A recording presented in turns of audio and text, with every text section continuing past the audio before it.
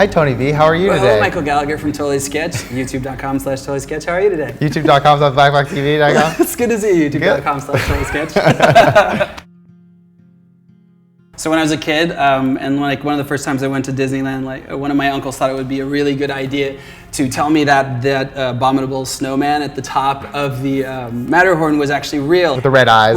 Exactly, with the red eyes. Yeah. And so when I saw Rudolph the Red-Nosed Reindeer for the first time, you know that cool little claymation, really sweet thing, I saw the monster that I'd seen at the top of the Matterhorn, so I freaked out. And that was when my mom sat down and tried to explain to me what a story arc was.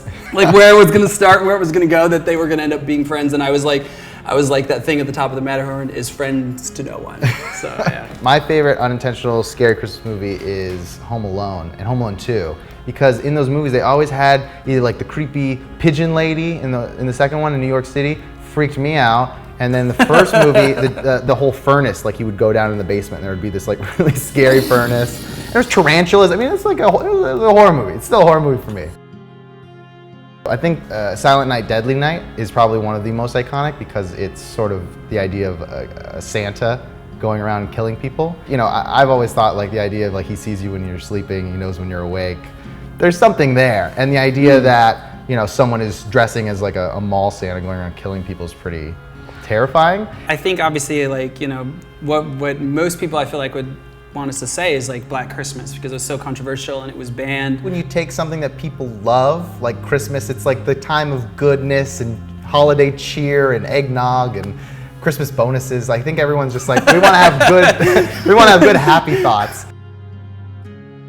Obvious, total, complete answer is Gremlins. I love Gremlins, yeah, no. I mean, it still freaks me out. I'm terrified of horror movies. Like, I made a horror movie just as therapy. I don't know about you, but same thing. I love it. But it was so cool, and I just like how the family had to work together to defeat these things. And I'll never forget that scene when Billy is the name of the main character, and his mom shoves one of the evil gremlins into the microwave, and that thing spins, and the gremlin explodes.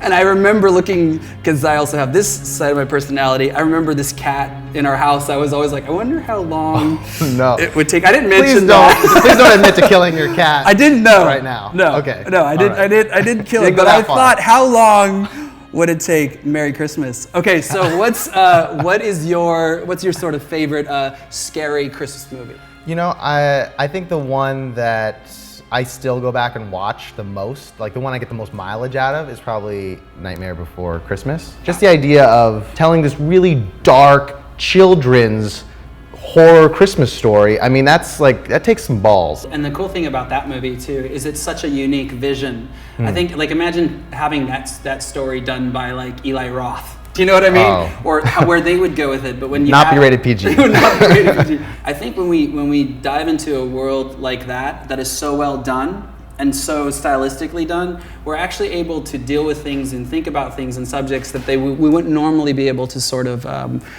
They would sort of scare us if that was like a movie. But I love that. That's an awesome choice.